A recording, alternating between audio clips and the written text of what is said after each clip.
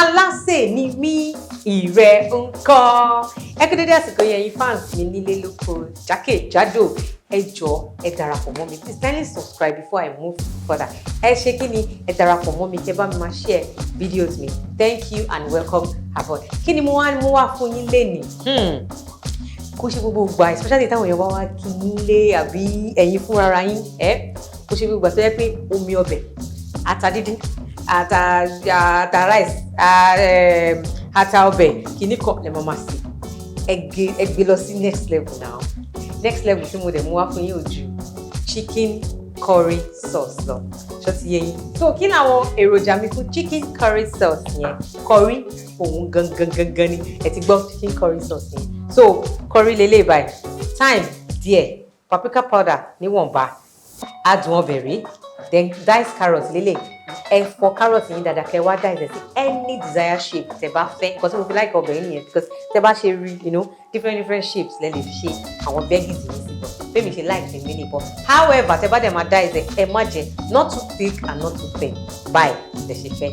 Then this is our all IreTV traffic light wa. Green, red and yellow bell peppers àti Isebe onions yẹn. Ìwọ tó bá ti mọ̀ mí o mọ̀ pé mo like onion, and aside that we need onion in this recipe. Then ata rodo so that fún mama ta swẹ́ Ororo lele, then chicken wa lele. Of course I need chicken curry sauce, so of course chicken lele. Ẹ lọ ra ibi chicken bóyá bí breast ẹ tó fi ní egungun so yé yín. Ẹ lè lo any part of ẹ kò make sure pé kò ṣe bí egungun lẹ máa gé egungun kúrò kẹ́ rọra ha ìyókù.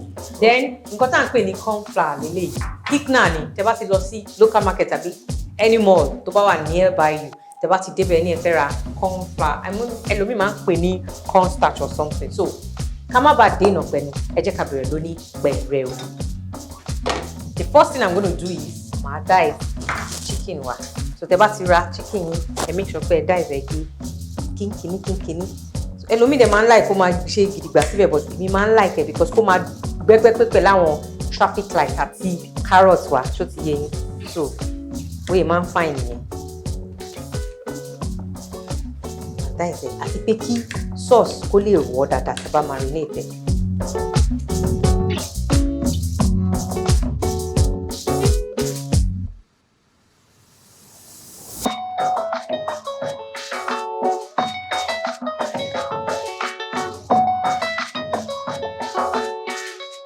So ní báyìí mo ti dice àwọn chicken wa àti sizes kínkínní kó má kéré jù kó dẹ̀ má tóbi jù. Nǹkan tí mo fẹ́ ṣe next ni pé mo máa wá kó sínú pot.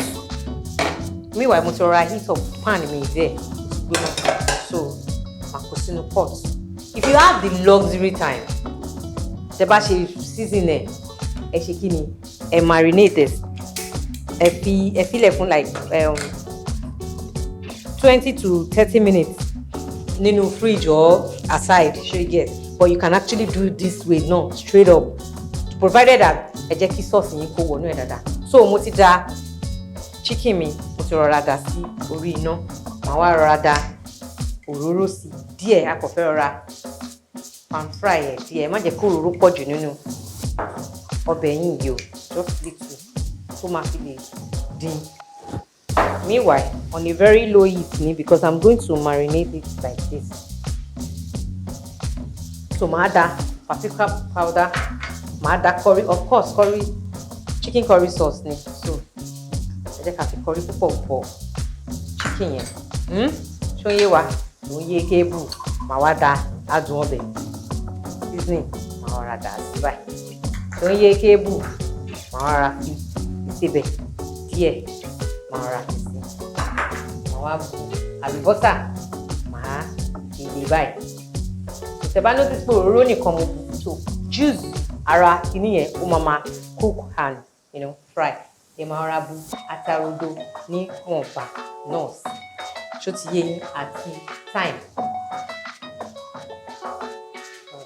àti thyme ní wọ̀nba. So nǹkan tá fẹ́ ṣe ni mo fẹ́ máa ra stir fry. Tó bá ti rọra ń ṣe kìíní máa rò pọ̀ dáadáa. Ṣó yé yín báyìí? So tó bá ti rọra ń dín, tá bá ti kì í mọ́ dáadáa. But if you have a kitchen glove, ẹ fi yí pọ̀ but èmi ti mọ̀ pé gbogbo sauce mi ọmọ ó dùn bàjẹ́ ó ti wọnú ẹ̀ dáadáa with all this.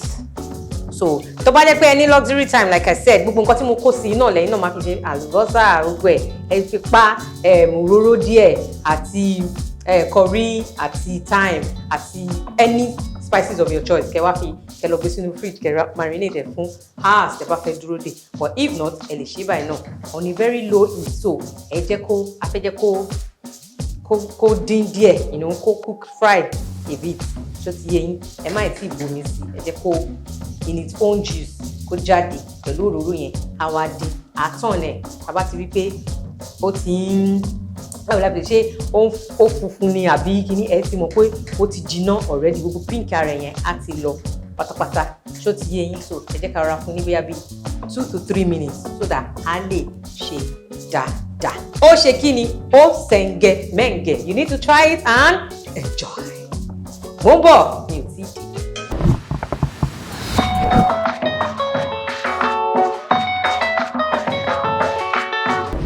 So now ó ti tó like 3 to 5 minutes mo rí pé yes ó ti ṣe kí ni ó ti sẹ̀ǹgẹ̀mẹ̀ǹgẹ̀ ẹ rojú chicken wa our curry is almost going. So the next thing tá a máa ṣe ń sìn kò ṣe kí ni kò la wàhálà lọ rárá just add water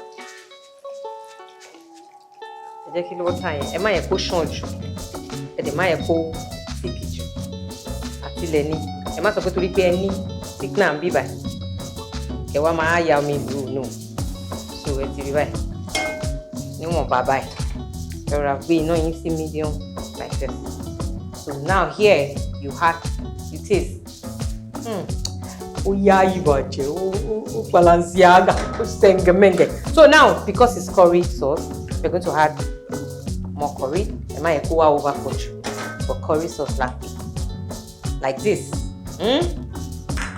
mo ti taste ẹ mo fẹ́ add little adun ọbẹ̀ sí ṣó ń yé kébù màá tún wá add little onion just like that àti báyìí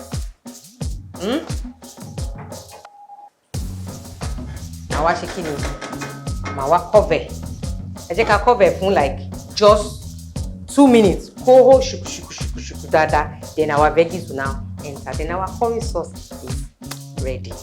Meanwhile tí yẹn bá ti ń ṣe lọ tó bá ti ń hó lọ kò ní pẹ́ jiná ẹ jẹ́ ká sáré mix thickener yìí ẹ kò lè dá sí báyìí ṣó yẹ yín ẹ má kọ̀ dà cornstarch yín sí báyìí ẹ máa lo omi lásán lélẹ̀ just room temperature water omi lásán òun lélẹ̀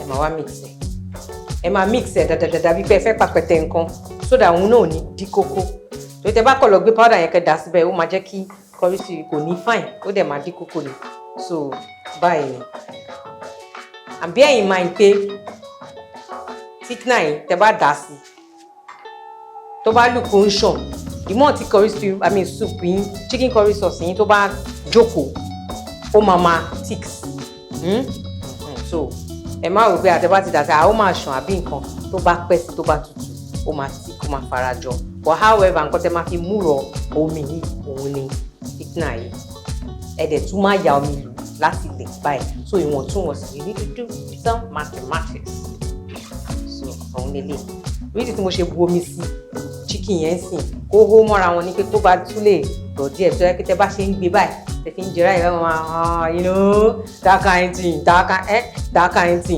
it's a very simple and straightforward recipe so that's it àwọn èmi wọ́n máa ń like wọ́n máa dín veggies yẹn máa kọ́kọ́ dín wọ́n ṣe wàá dà all well and good to avoid pé à ń ṣe mẹ̀ṣẹ̀mẹ̀ṣẹ̀ òróró and all that it's better kẹ́ máa dín and not fún àwọn veggies yìí kó má lose gbogbo nutrients ẹ̀ so it's better you just follow this recipe tí mo ṣe ń kọ yín ní ìwọ̀ntúnwọ̀nsì kẹ́ máa tẹ̀lé so ní báyìí mo ti rí pé ó ti hó ó ti ṣe mọ́ra wọn dáadáa I can see chicken wa ti wà well cooked àkọ́kọ́ stir fry ẹ̀ àkọ́kọ́ ṣe bí like 5 you know ó pẹ́ dáadáa mo make sure pé yes tó bá jẹ́ gan lásán is very okay now àti ń bọ̀ àti rọra, cook it.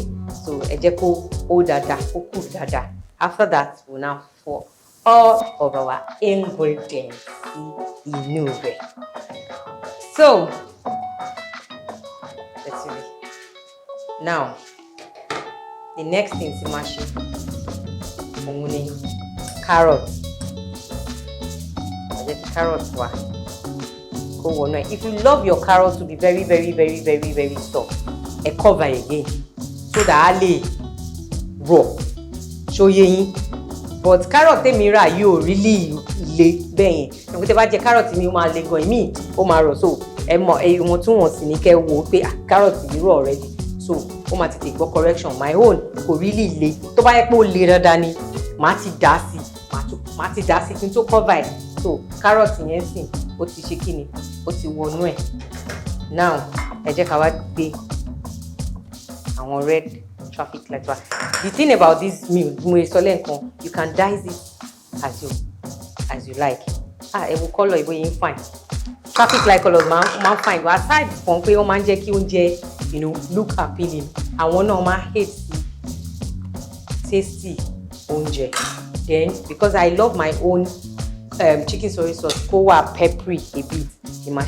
Rodo is, but it is very, very optional. Ìwọ tó bá dẹ̀ mọ̀ pé o fẹ́ rí rodo ńbẹ̀, you can use black pepper or atagugu. For me, I love to see this thing there. Kọ́kọ́ wọ́rìn dáadáa. So òun lè lè báyìí. Our curry sauce sẹ̀ngẹ̀mẹ̀ngẹ̀ yìí. Bí mo ṣe sọ fún yín pé ó máa ń thick. So ẹ lè rọra add omi díẹ̀ sí. Níbi báyìí sìn, ẹ rọra add omi díẹ̀ sí. Níbi báyìí sìn please taste again láti lè mọ̀ bóyá seasoning ó tó, iyọ̀ ó ṣe kí ni ó dùn kò wá tún gbọ́dọ̀ já o. Ọmọ lọ́mọ yẹn o ó dùn bàjẹ́. You need to try this. You just need to try. Mi ti ṣe tọ́gọ ẹ̀wùjú ọbẹ̀. So thickener wa so that a lè tètè òun náà a lè tètè máa ṣarajọ á sì gbogbo ẹ̀ á máa sẹ̀ngẹ̀mẹ̀ngẹ̀. Ẹlòmíì máa cover a lọ á tún wá ṣẹ̀dá thickener sí náà. Ẹ jẹ́ kí gbogbo ẹ̀ kó marry ara wọn. Ó máa ń dá kí gbogbo ẹ̀ kó ti sẹ̀ngẹ̀mẹ̀ngẹ̀ tó máa rárá dá thickener yìí. So eléyìí ló máa jẹ́ kí ó faramọ́ra dáadáa. Ẹ jẹ́ ká fún ní like maybe 5 minutes. Màá wá padà wá. Then our chicken curry sauce is ready. Òun bọ̀. So, look at our chicken curry sauce. That is it. Ṣé ti rí pé thickener yẹn ẹ ti rí kó máa ń thick. Ẹ ti rí kó ti thick yẹn already. So ẹ má ẹ ti rí. Ṣé ti rí. So the more tó bá dẹ̀ ṣe ń tutù, ó máa thick sí ni. So you might want to put just little thickener, then little water so that gbogbo ẹ̀ á ṣe kí ni sẹ̀ngẹ̀mẹ̀ngẹ̀. Mo ti paná báyìí. Tẹ́ bá ti rí orí table mi. Ẹ ti rí pé mo ti serve rice so ṣe ti rí bóyá máa ń kọ́ wọ́rin nìyí o chicken mọ́ carrot mọ́ gbogbo ẹ̀ tó yẹ yín now. Isn't this beautiful? Woo! Isn't this lovely? Woo! This is beautiful. Beautifully made by Alase. This is yummy. Please kindly recreate it. Kẹ́dẹ̀ sọ fún mi bó ṣe máa jẹ́ nínú comment section. Kí tó lọ, àmọ́ ní láti hit it. So, please feel free. Mo ti la fún yín, mo ti jẹ. Ó dùn. Pair it with rice, just like this, and serve your neighbors, serve your friends, serve your family, serve your kids, and all that. And I'm sure they will all be saying, thank you. Then please don't forget to refer them to my channel. I love you always. Ire o, lọ́jọ́.